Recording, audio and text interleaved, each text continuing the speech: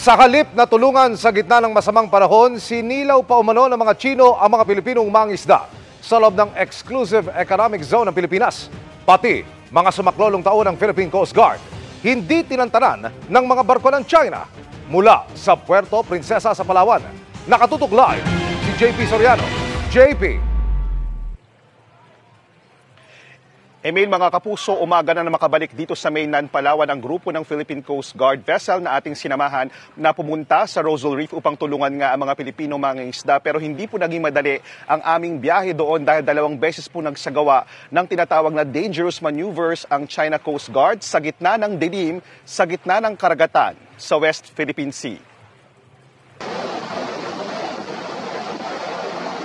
Nangingisda sa Rosal Reef o Iroquois sa loob ng Exclusive Economic Zone ng Pilipinas ang mga Pilipinong ito. Nang bigla silang lapitan ng helicopter ng China. Nag-hover siya ng mababang lipad lamang at 15 feet at ginagawa niya ito sa mga mangingisdang Pilipino.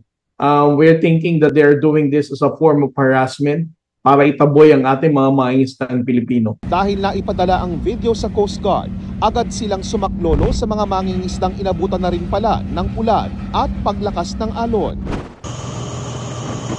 Kabilang kami sa mga media personnel na sumama sa kanila sakay ng BRP Cape Engaño nitong Sabado, kasunod ang BRP Melchora Aquino, isa sa pinakamalaking Philippine Coast Guard vessel. Pero di pa man nakalalayo sa Palawan, ay sinundan na kami ng Chinese Coast Guard vessel na ito pasado alas 5 ng hapon. Pagdating namin sa bandang Escoda Shoal, huminto alas 8 ng gabi ang aming sinasakyan. Sa gitna ng dilim, ilaw lang ang kayang i-record ng video. Pero kitang-kita naming dumaan sa aming harapan ang barko ng China Coast Guard. Narinig din namin ang ilang beses na radio challenge ng China para palayuin ang Philippine Coast Guard sa umano'y teritoryo nila. Pasado alas 10 ng gabi, muling napahinto ang sinasakyan naming barko dahil din sa pagdaan ng China Coast Guard. This is very dangerous. Maaaring magdulot ito ng banggaan at maging resulta ng isang sakuna. We were able to prevent this kind of collision with the Chinese Coast Guard. Pagputok ng liwanag, namataan namin ang ilan pang Chinese vessels. Natanaw na rin namin ang mga Pilipinong mangingisdang 2 linggo nang nasa Rosal Reef. Mag-alas 8 po ng umaga, December 1, at matapos nga po ang magdamag na pagbuntot at ilang beses na pagpigil ng China Coast Guard sa Philippine Coast Guard vessel na ito, ay narating na rin po ng PCG vessel ang bahaging ito ng Iroquois o Rosal Reef. Nakabantay pa rin ang China Coast Guard habang isinasakay sa mga inflatable boat ng PCG ang mga kababayan nating mangingisda. Sa isang punto, ibinaba pa nila ang kanilang maliit na speedboat pero di naman lumapit sa amin. Kwento ng mga Pilipino, lumubog ang 2 sa 20 nilang bangka dahil sa masamang panahon pero hindi sila sinaklolohan ng mga Chino.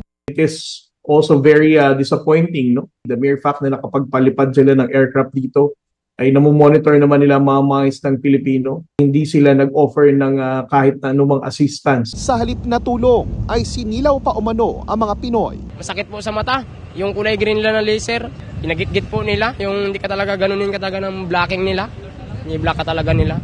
Binabantaan din silang bobombahan ng tubig kapag lumapit sa mga inaangking bahagi ng China. Sabi nila, back to Philippines daw.